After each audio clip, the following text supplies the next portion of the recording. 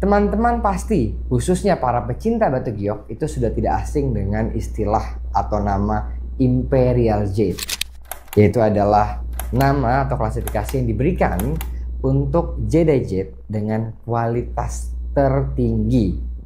Dimana ini adalah salah satu klasifikasi untuk jadeite yang paling langka dan paling bernilai.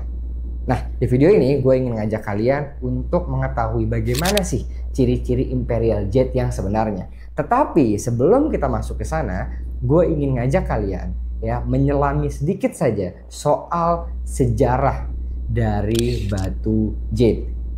Yang mana kalau kalian tahu, jade itu sebetulnya terdiri dari bukan hanya jadeite tapi juga nephrite serta omphacite. Jadi sejarahnya menarik, kenapa kok bisa mineral nephrite atau batuan nephrite dan jadeite yang notabene sebetulnya adalah dua mineral yang berbeda tetap disebut jade. Selamat datang di channel Adam Harits. Coba kita bahas bareng-bareng.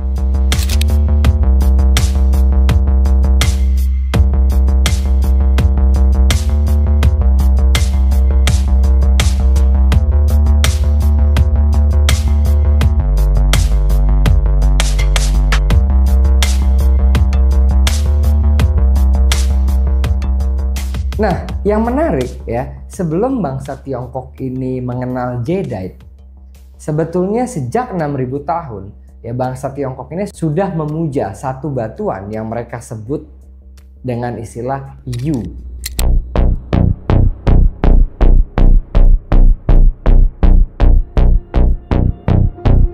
Batu ini tuh sudah digunakan sejak 6000 tahun dan ditemukan di beberapa wilayah di Cina atau Tiongkok, seperti misalnya yang ditemukan di wilayah Hotan atau dikenal Hetian, lalu juga ada dari Xinjiang, dan terakhir itu ada juga di Liaoning.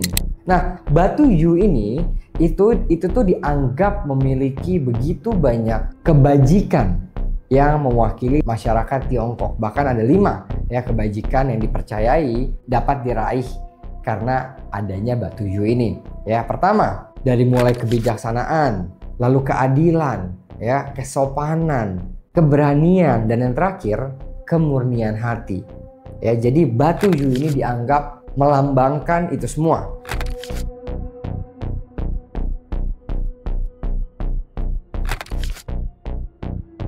Jadi bisa diambil kesimpulan bahwa batu Yu ini itu memiliki sisi historis yang begitu kuat bagi bangsa Tiongkok. Dan menariknya lagi ya, baru belakangan diketahui bahwa ternyata batu Yu yang mereka tinggikan selama ini adalah batu nephrite, bukan batu jadeite ya. Menariknya lagi, ternyata batu jadeite dan nephrite ini sebetulnya adalah dua mineral atau batuan yang berbeda. Tapi sampai detik ini, sampai ke era modern gemologi, keduanya tetap masuk atau diklasifikasikan sebagai keluarga jade.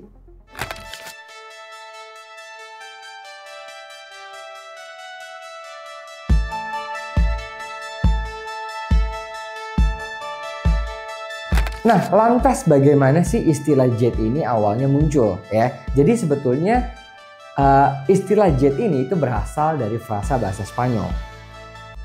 Yaitu frasanya adalah bunyinya piedra de hijada. Yang artinya, literally artinya adalah batu pinggang, karena batu jade ini tuh dianggap batu yang bisa mengobati sakit pinggang atau sakit ginjal. Nah, tetapi perlu diperhatikan adalah batu jade ini itu digunakan, istilah jade ini digunakan untuk semua batuan berwarna hijau memiliki tampilan mirip. Itulah mengapa baik jadeite dan nephrite keduanya itu pada akhirnya sama-sama disebut sebagai batu jade aja. Padahal keduanya sebetulnya berasal dari dua kelompok mineral yang berbeda. Ya, jadeite itu masuknya itu dari varian pyroxene group, sedangkan kalau nephrite itu kan masuknya dari amphibole group gitu loh ya. Tapi karena tadi itu akhirnya berkembang bahkan sampai era sekarang pun keduanya tetap masuk dalam klasifikasi batu jade. Malahan ya, klasifikasi perbedaan antara baik itu jadeite maupun nephrite itu sebetulnya baru diketahui atau baru berhasil dianalisa di tahun 1863 ya. Saat itu salah satu geolog, Alexis Damore namanya, dialah yang pertama berhasil mengklasifikasikan bahwa ada loh perbedaan antara batu hijau yang A dan yang B, meskipun keduanya memiliki tampilan yang kurang lebih sama gitu. Nah, ini tuh sebetulnya udah pernah gue bahas juga di video panjang kami soal jadeite ya. Tapi akhirnya berkembang sampai sekarang pun keduanya memang masih masuk dalam klasifikasi atau disebut dengan istilah batu jade, nephrite dan jadeite. Nah, cerita berikutnya adalah yang tidak kalah menarik, bagaimana batuan jade ini akhirnya bisa sampai ke negeri Tiongkok, negeri yang notabene selama ribuan tahun mengagungkan dan mengedepankan batu Yu atau nephrite tadi itu, ya kan? Jadi ceritanya di abad ke-18, pedagang-pedagang batu dari Burma itu melakukan perjalanan ke Tiongkok dan mulai menyebarluaskan batuan hijau yang saat itu warnanya jauh lebih hijau, jauh lebih transparan, dan jauh lebih keras daripada batuan Yu yang banyak beredar di Tiongkok tersebut. Dan batu ini saat itu dikenal dengan nama atau dipopulerkan dengan nama Fechui ya. Dan Fechui ini juga sekarang mulai digunakan di beberapa lab dunia sebagai nama untuk mengklasifikasikan jenis jadeite gitu. Dalam beberapa catatan sejarah yang gue baca, di tahun 1780 ya akhirnya batuan Fechui ini atau jadeite mulai sampai dan masuk ke Kaisaran di Tiongkok. Saat Kaisar Qianlong melihat batu Fechui yang di bawah ini, ia betul-betul terpesona ya. Kilau dari batu hijau yang dilihat serta transparansinya itu tidak pernah ia temukan sebelumnya dari batu Yu atau nephrite yang selalu beredar di wilayah Tiongkok. Dan akhirnya batu Fechui ini dianggap sebagai kesempurnaan spiritual oleh mereka, terutama oleh kaisar. Nah, sejak saat itulah akhirnya jadeite ini menggantikan nephrite sebagai batu jade dengan kasta tertinggi atau mengalahkan nephrite gitu. Berikutnya kita akan masuk ke pembahasan yang di awal sudah gue sampaikan juga, bagaimana kita menilai kualitas jadeite sehingga dapat disebut imperial jade atau bagaimana ciri-cirinya. Jadi untuk menentukan kualitas batu jadeite ya itu ada beberapa faktor penting ya. Gua akan coba sebutkan satu persatu dan kebetulan juga saat ini gua lagi ada batu yang memang pantas diberi gelar atau diklasifikasikan sebagai imperial jade ya. Jadi faktor pertama yang paling penting adalah di warnanya, color. Jadeite berkualitas terbaik itu harus memiliki warna vivid, intense, rich green seperti kualitas warna emerald terbaik. Kebayang nggak? Ya, vivid green emerald ditransfer ke jadeite. Itu adalah faktor pertama yang paling penting. Tapi tidak berhenti di sini saja, ya, nggak bisa. Ada faktor berikutnya. Apa itu?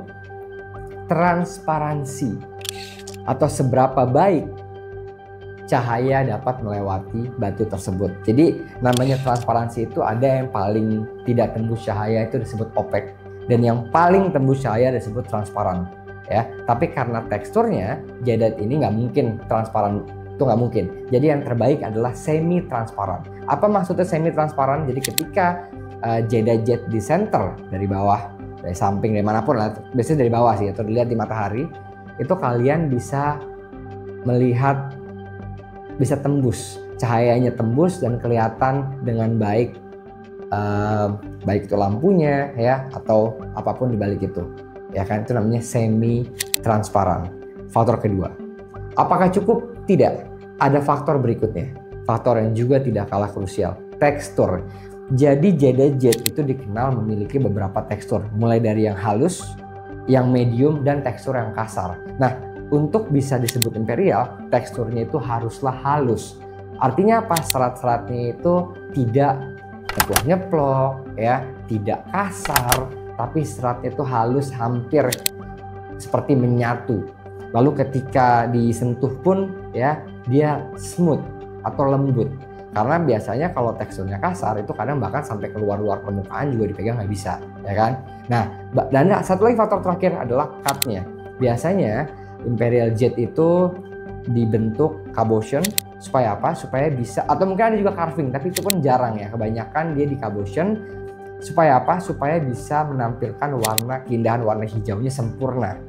Ya, jadi hijaunya rata, sempurna, teksturnya halus, ya kan, dan transparansi semi transparan. Itulah baru bisa sebuah jadeite disebut dengan istilah Imperial Jet. Imperial Jet ini adalah salah satu klasifikasi jadeite yang sangat amat langka dan mahalnya minta ampun, mahalnya luar biasa. Karena apa? Karena memang langka. Sampai saat ini Imperial Jet itu masih menjadi kasta tertinggi, dan batu jadeite secara keseluruhan itu memang diburu para kolektor. Bukan hanya karena keindahan dan kelangkaannya, tapi juga banyak faktor lain. Misalnya karena batu ini dianggap sebagai mengikuti seperti filosofi Tiongkok kuno ya. Batu ini dianggap sebagai lambang kemewahan, lambang kebaikan, ya, lambang kebajikan, lambang kemurnian hati, dan dipercaya batu ini juga dapat meningkatkan energi, menyembuhkan dan lain sebagainya bagi sebagian banyak orang, gitu kan. Dan di Indonesia sendiri batu giok ini dari dulu sampai sekarang nggak pernah mati ya, begitu banyak pecintanya. Dan menariknya lagi, di Papua, di Nambire itu juga ditemukan batu jadeite. Jadi jadeite ini kan hebatnya ya, ini batu yang langka loh. Ini bukan seperti jenis quartz, bahkan safir aja itu lebih banyak ditemukan di dunia. Giok ini terbatas. Source utamanya itu hanya dari Burma, lalu Guatemala ya. Di sebagian wilayah lain itu ada, gue agak lupa di mana, ntar boleh dicantumkan juga. Tapi yang pasti terakhir itu ditemukan di Indonesia, dan ini terkonfirmasi dengan cukup valid gitu ya.